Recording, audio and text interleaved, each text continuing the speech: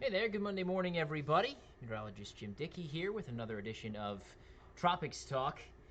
Of course, the system we've been watching, the system we're still watching here this morning, the area of low pressure off the coast of Florida near Jacksonville this morning. If I didn't have it circled, I mean, would you even give a second thought to it from this far out? There's much more thunderstorm activity with a tropical wave that's more or less draped north of Puerto Rico, working to the north and west. There's clusters of thunderstorms all along the stretch from South America back to the coast of Africa.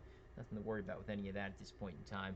Just blow up with thunderstorms in the central Caribbean here too. But no, the one area that the Hurricane Center has pegged for potential development is that low pressure sitting just to the east of Jacksonville. Satellite presentation, again, not showing all that much, even when you zoom in. There's a clear low-level swirl with this.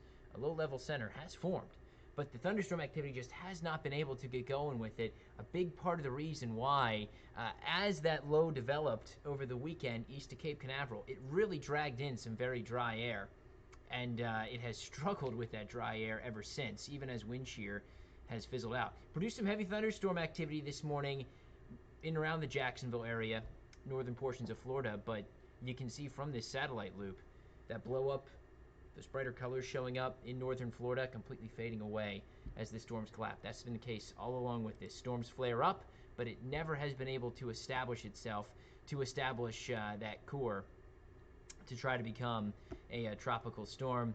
Hurricane Center still has about 30% chance to become a tropical depression. But yeah, the radar presentation showing the same thing. This is really just a cluster of showers and a little swirl.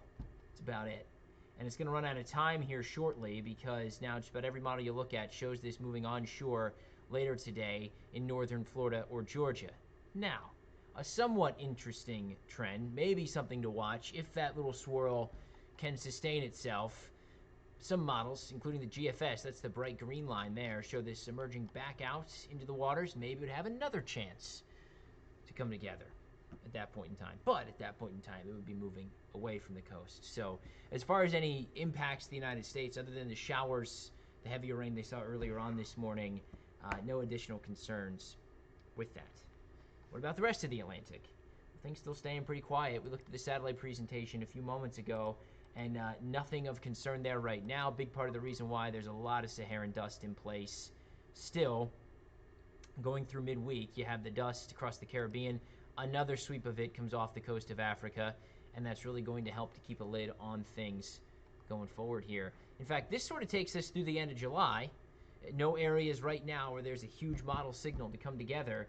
And next week, looking similar. This is the European forecast model. I think that area it has highlighted is picking up on that swirl that we're tracking now, coming back off the coast and going over the the Gulf Stream, rather, maybe having a chance to finally become a tropical depression. But otherwise, nothing going. I think there's a decent shot, if not a good shot, that we end July without a second named storm after Elsa.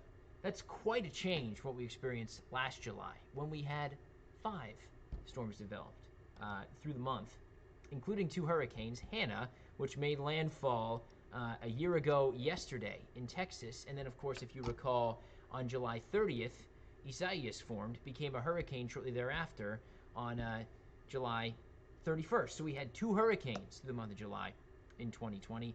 It was, again, the beginnings of what was just a historic season by all accounts. Certainly numbers-wise, the most active season on record. We just kept things going on and on and on. We're now falling behind, and I do not expect, I don't see how, really, we would catch up or pass 2020 at this point, especially when I think by the time we get to the 30th, we'll now be 4 named storms behind 2020's pace.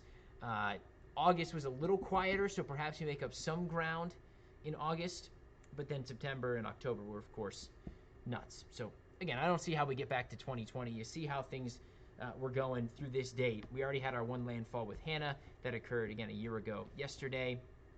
I'm still looking for a first hurricane landfall there. Of course, 1 hurricane to 1 hurricane at this point, but like I said, Isaias was our second.